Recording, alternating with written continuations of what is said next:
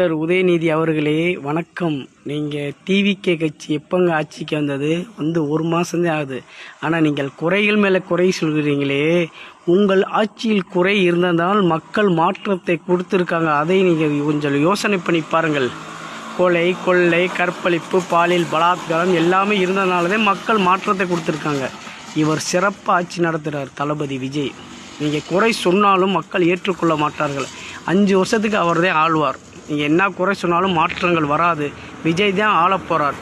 அதே மாதிரி நீங்கள் சொல்கிறீங்க விஜய் கட்சியில் தான் அமைச்சர்கள்லாம் ஊழல்வாதின்னு. அவங்க தான் 70 வருஷம் ஆண்டாங்களா தமிழ்நாட்டை?